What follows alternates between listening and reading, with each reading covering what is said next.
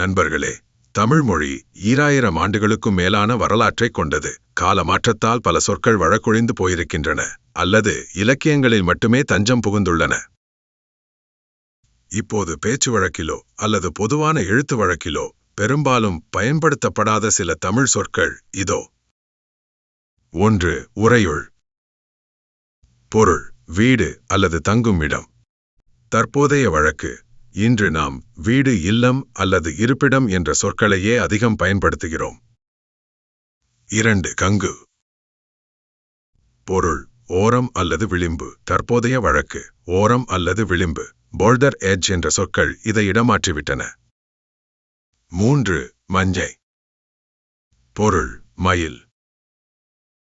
தற்போதைய வழக்கு: சங்க இலக்கியங்களில் மயிலை குறிக்க பயன்படுத்தப்பட்ட இச்சொல் இப்போது முற்றிலும் மறைந்து மயில் மட்டுமே நிலைத்துள்ளது.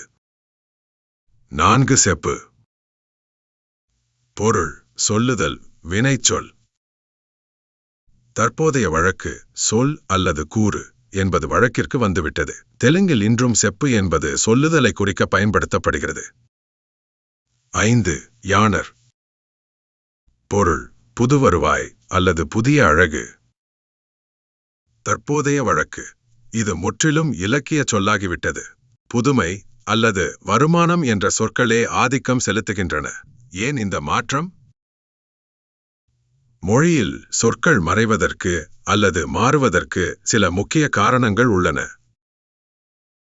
பிறமொழி கலப்பு, சமஸ்கிருதம், ஆங்கிலம் மற்றும் உருது சொற்களின் வருகையால் பல தூய தமிழ் சொற்கள் மறையத் தொடங்கின. எளிமைப்படுத்துதல்: உச்சரிக்க கடினமாக இருக்கும் சொற்களை காட்டிலும் எளிமையான சொற்களை மக்கள் தேர்ந்தெடுக்கின்றனர். அறிவியல் வளர்ச்சி: பழைய கருவிகள் மறைந்து புதிய தொழில்நுட்பங்கள் வரும்போது பழைய பெயர்களும் மறைந்து விடுகின்றன. குறிப்பு: பல சொற்கள் வழக்கொழிந்தாலும் தனித்தமிழ் இயக்கம் போன்ற முயற்சிகளால் பேருந்து, மிதிவண்டி, கணினி போன்ற சொற்கள் மீட்கப்பட்டு மீண்டும் பயன்பாட்டுக்கு வந்துள்ளன என்பது குறிப்பிடத்தக்கது.